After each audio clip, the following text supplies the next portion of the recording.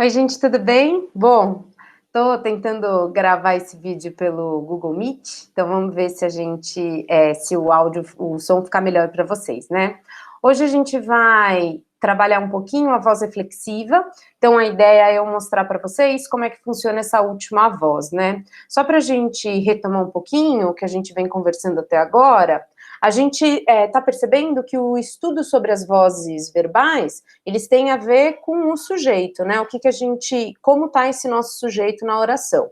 Então a gente percebeu que na voz ativa eu tenho um sujeito, lembrando a nossa definição, né? Sujeito é aquele que conjuga o verbo. Então na voz ativa eu tenho um sujeito que pratica a ação do verbo. Na voz passiva, eu tenho um sujeito que sofre a ação do verbo. Então, vamos pegar o verbo comprar, né? Quando eu tenho o verbo comprar, eu preciso de alguém comprando e algo que foi comprado. Então, se eu falo, eu comprei uma casa, o eu fez a ação, de fato comprou essa casa. Então, eu tenho uma voz ativa.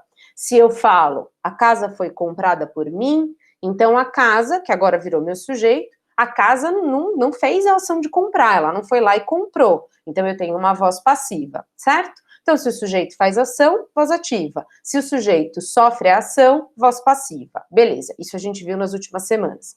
Agora, a gente vai ver uma terceira possibilidade, que é quando o sujeito não só faz a ação, como ele também sofre a ação. E a gente chama essa voz de voz reflexiva. E aí é muito fácil, né? É só lembrar do espelho. O espelho tem reflexo. Quando você se olha no espelho, quando eu me olho no espelho, então, quem está fazendo essa ação? Quem está olhando? Eu.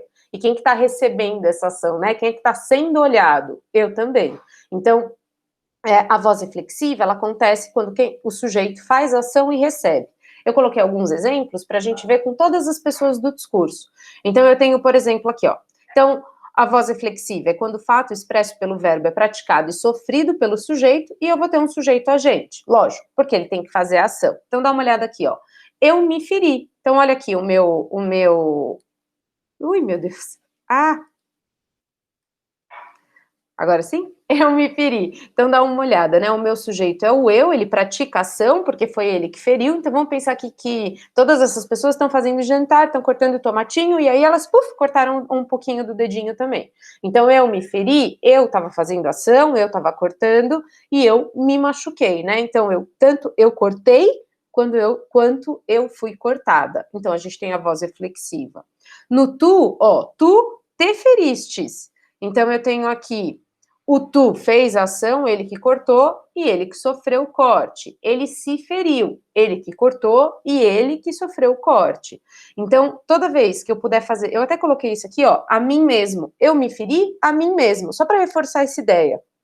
Eu me feri a mim mesmo, eu fiz ação, eu recebi a ação, voz reflexiva.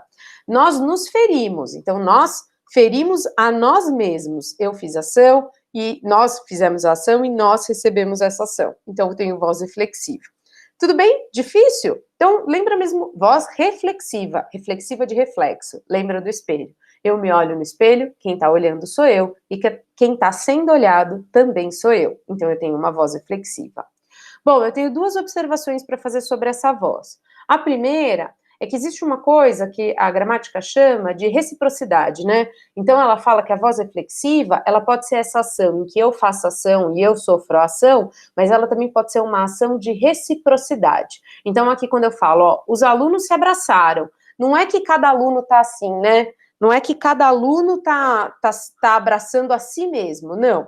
Um aluno abraçou o outro. Então, aqui seria o meu igual uns aos outros. Então, toda vez que eu tenho essa ideia, né, que um faz a ação e o outro recebe e o contrário se dá no mesmo, eu tenho uma reciprocidade. Então, se eu falo assim, ó, nós nos amamos muito. Então, eu amo você e o sentimento é recíproco, você me devolve esse sentimento. Então, eu amo você e você me ama. Nós nos amamos, não significa que eu me amo e você se ama. Nós amamos uns aos outros, essa é a ideia.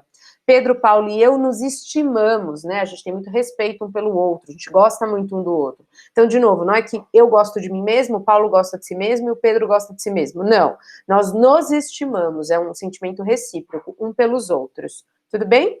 Então, Tem, acho que um exercício na apostila que pergunta assim para vocês, esse pronome, né, então esse pronome se, ele é reflexivo ou ele é recíproco? Bom, se ele se olhou no espelho, ele fez ação e ele recebeu, o pronome é reflexivo. Se os alunos se abraçaram, então um aluno abraçou o outro, então eu tenho recíproco. E uma outra observação, e aqui é mais quase a título de curiosidade, existem alguns verbos que a gente fala que são verbos pronominais, né? Que são verbos que não existem mais sem o pronome.